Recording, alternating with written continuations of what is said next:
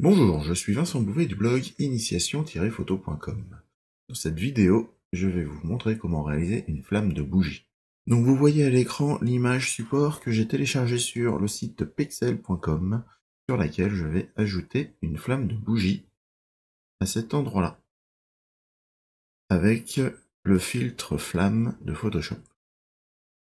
Pour utiliser ce filtre, il faut réaliser un tracé vectoriel à l'aide de la plume, qui va nous donner la forme générale de la flamme. Donc par exemple, je prends une base là, je fais une forme un petit peu ondulée, j'appuie sur échappe pour arrêter l'écriture de mon tracé. Et la production de cette flamme, je vais la faire sur un calque séparé. Donc je fais un calque vide. Une fois que ça c'est fait, je vais dans Filtre, Rendu, Flamme.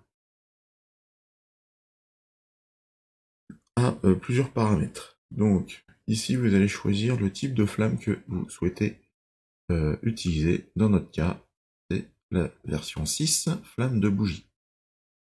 Dans cette version-là, nous avons quelques paramètres, donc la largeur, on peut définir.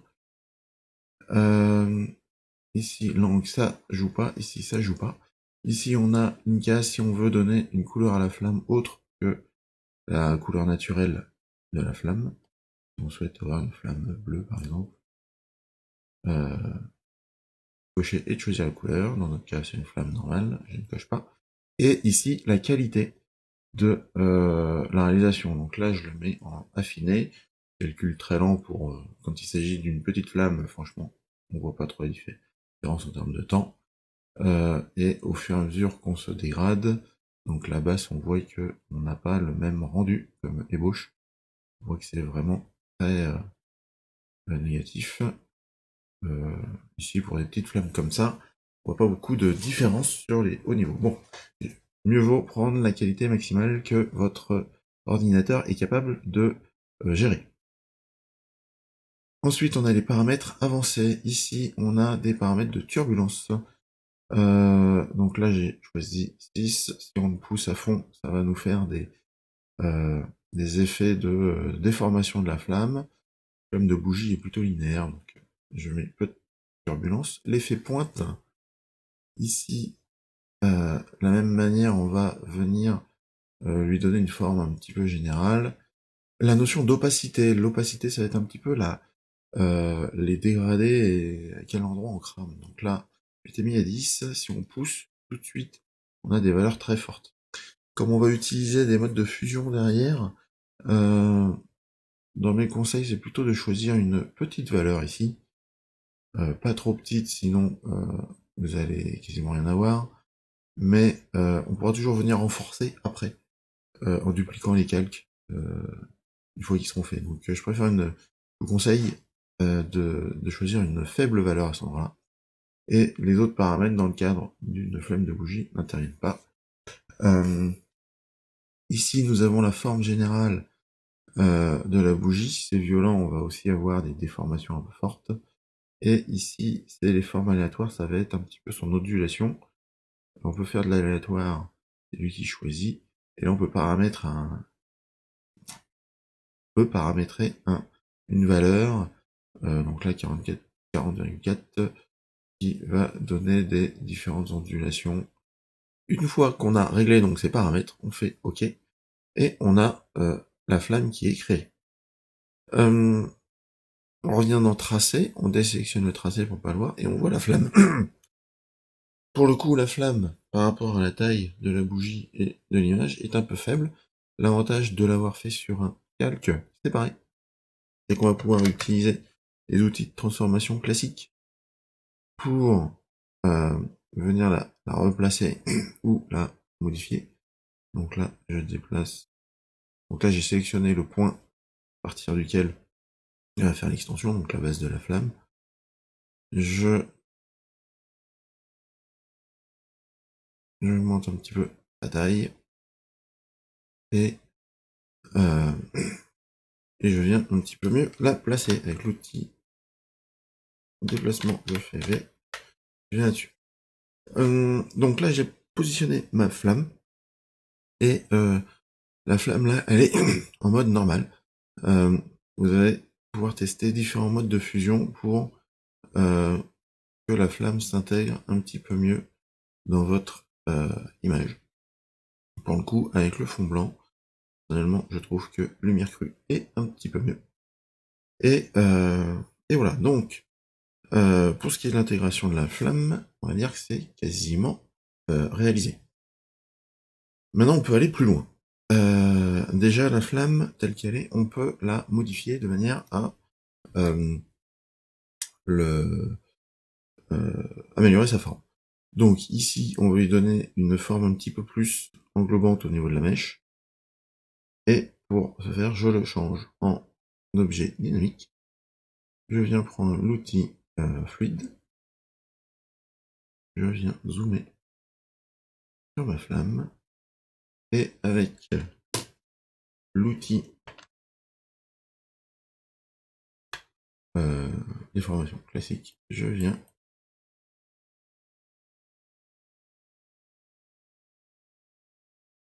réattirer, remodéliser un petit peu ma flamme autour. Voilà. Mais ça ne suffit pas. C'est-à-dire que là, on a collé une flamme, mais bon, ça ne paraît pas super intégré dedans. Qui dit flamme dit lumière, qui dit lumière dit éclairage des objets ambiants. Donc on va créer un halo de lumière autour de ça. Donc je recrée un calque nouveau, je prends une brosse classique, je viens échantillonner la couleur de la flamme, donc je maintiens la touche Alt, et je viens faire un clic gauche dessus, sur la couleur, donc je l'ai échantillonnée, elle se trouve au premier plan.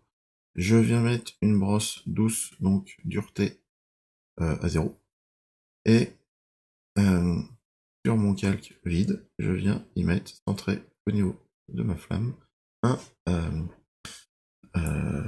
juste un coup de brosse qui va me faire un dégradé autour de ça. Je viens faire ensuite CTRL-T pour écraser et avoir Alt, ça me permet de modifier par rapport au réticule, donc là le centre. Je maintiens Shift en plus, ça me permet de dissocier la proportionnalité entre hauteur-largeur. Et une fois que c'est fait, je peux revenir pour placer le plus correctement possible mon rendu. Je valide ma transformation. Et celui-ci, je viens le mettre dans un mode de fusion qui correspond, à mon sens, au mieux. Donc là, par exemple, ici, mode de fusion, incrustation. Donc déjà, on a notre flamme et on a notre halo. Sauf que la luminosité de cette flamme ne va pas uniquement impacter la bougie autour d'elle, elle va aussi faire des reflets sur les bougies autour. Donc, ici, je groupe et on va appeler ces deux-là flamme, puisque c'est vraiment la flamme juste au bord. Et maintenant, on va y mettre des reflets de cette flamme colorimétrique sur les bougies. Donc le plus simple, c'est je reprends mon calque que j'ai fait avant. Donc je le mettrai dans un groupe différent. Je fais CTRL-T. Et je viens, alors maintenant la touche Shift, je peux faire des rotations indexées de quelques degrés entiers, et je viens positionner mes lumières dessus. Donc j'en fais plusieurs comme ça, qui vont se positionner à différents endroits de l'image. Je reviens là aussi, je viens me mettre là, et là pour le coup, mettre là. Alors, ça se voit pas trop sur celui-ci, donc on va peut-être pas prendre incrustation. On a un autre mode, donc lumière linéaire, voilà. Et on va encore en faire un dernier. Voilà, CTRL-T. Et on vient le placer ici le long de cette bougie de façon subtile. Donc, une fois que tout ça c'est fait, il faut jauger.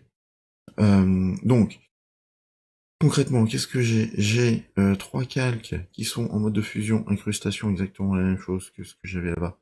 C'est ceux qui sont sur du blanc. Et j'en ai un qui est en lumière linéaire, qui est sur le contenant qui est plutôt brun. On va se baser, par exemple, ce contenant brun, on a une luminosité ici, et donc on va réduire son opacité de manière à ce que ce soit plutôt subtil et cohérent avec la luminosité qu'il y a là. Et les 3 autres, on va les mettre ensemble et on va les réduire de manière à ce que la teinte soit subtile. Le but c'est de ne pas attirer l'attention plus que ça sur ces effets. Mais si ils ne sont pas là, ce n'est pas cohérent. Par contre, quand ils sont là, mais suffisamment discrets, ils apportent vraiment l'image. Donc là, ils sont encore un peu trop présents. N'hésitez pas à faire des avant-après pour voir où on se trouve. Et là, grosso modo, c'est fait. Le dernier point à faire dans ce mode-là, c'est une illumination globale. Donc là, je reprends un nouveau calque. Je reprends l'outil brosse. Le raccourci est B. Je refais toujours une brosse douce. Je me mets de façon globale ici autour. Toujours centré sur ma flamme. Je ne fais qu'un petit appui. Et celui-ci, encore une fois, je le mets en mode de fusion qui sera le plus cohérent avec notre lumière. Lumière crue peut-être. Et par contre, on va le mettre de façon extrêmement léger. Donc 15, voilà. 15 suffit largement. Naturellement, là, on ne le voit pas. Par contre, quand on fait avant-après, on voit bien une différence. Et cette lueur fait vraiment toute une différence. Donc, si j'avais mis que la flamme au départ, j'avais ça, c'est froid, et là, on a rajouté cette chaleur et cette intégration dans l'image. C'est vraiment ça qui va faire la différence. Dernier point, la flamme en elle-même, peut-être qu'on peut encore l'améliorer. Déjà, quand on regarde de façon générale, on voit que la flamme elle est extrêmement nette. Or, ce n'est pas forcément vrai dans la réalité, c'est rare d'avoir une flamme extrêmement nette. Donc on vient y ajouter un petit flou gaussien très léger, juste histoire de... je pense que ça, c'est pas mal. Exactement. Donc c'est très subtil, encore une fois, hein. Mais une flamme trop nette, c'est pas naturel. Donc là, on l'a fait. Donc on a rajouté ce filtre flou gaussien dessus. Et après, on peut encore améliorer, c'est-à-dire que la flamme elle va rayonner un petit peu autour. Et donc là, on peut y rajouter un effet de halo, de lueur externe, ici. Donc lumière crue. On peut aller chercher la couleur de la flamme que j'ai choisi au départ. Et cet effet de lumière halo autour, encore une fois, on va le faire de façon très très faible. 25%, ça suffira bien. Et là, on a avant-après. C'est encore quelque chose de très subtil, mais ça permet d'apporter encore quelque chose sur cette image. Si la flamme est peut-être un petit peu trop présente, on peut baisser légèrement son opacité. Et voilà, si c'était dans l'autre cas, il suffisait de dupliquer, faire un CTRL-J, et autant de fois que vous vouliez, et la flamme, elle reprenait de la valeur beaucoup plus forte. Donc moi, je vais plutôt faire une valeur assez succincte, non, finalement à 100%, ça me paraît mieux. Et voilà. Donc, le résultat, avant, après. Avant, après.